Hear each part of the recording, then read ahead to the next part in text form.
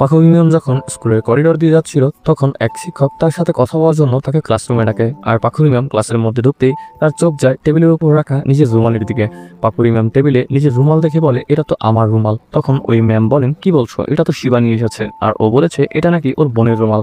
এটা শুনে পাখুরি ম্যাম বলে, আমি একদমই শিওর এটা আমার রুমাল। এমন সময় শিবা দাঁড়িয়ে উঠে সঙ্গে সঙ্গে নিজের মায়ের কসম খেয়ে বলে এটা তার বোনের রুমাল। এসব শুনে কিছুক্ষণ ভেবে পাখুরি ম্যাম বলেন, ঠিক আছে, এটা হয়তো ওদেরই হবে। এরপর স্কুল ছুটি হয়ে গেলে শিখর শিবাকে বলে, মিথ্যা কসম খাওয়া মহাপাপ, মিথ্যা কসম খেলে নাকি নরকে যেতে হয়। কথা শুনে শিবা ভয় পেয়ে যায় এবং ঠিক করে সে ম্যামকে তার রুমালটা ফেরত দিয়ে দেবে। তাই পরের দিনই শিবা ম্যাডামের কাছে যায় এবং তার রুমালটি ফিরিয়ে দিয়ে বলে, সেদিন আমি মিথ্যা বলেছিলাম, আমার মায়ের নামে মিথ্যা কসম খেয়েছিলাম, তাই এখন খুবই অনুশোচনা হচ্ছে। এসব শুনে ম্যাম জিজ্ঞাসা করেন, তুমি সেদিন মিথ্যা কেন বলেছিলেন, আর এটা নিজের কাছেই বা কেন রাখলেন? তখন শিবা হেসে বলে, এটা আমি আপনার স্মৃতি হিসেবে আমার কাছে রেখেছিলাম, আমার আপনাকে দেখতে খুবই ভালো লাগে, আর সেদিন আপনার বইয়ের উপর থেকে এটা নিচে পড়ে যাওয়ার সময় আমি লুকিয়ে যত্ন সহকারে এটা নিজের কাছে রেখে দিয়েছিলাম।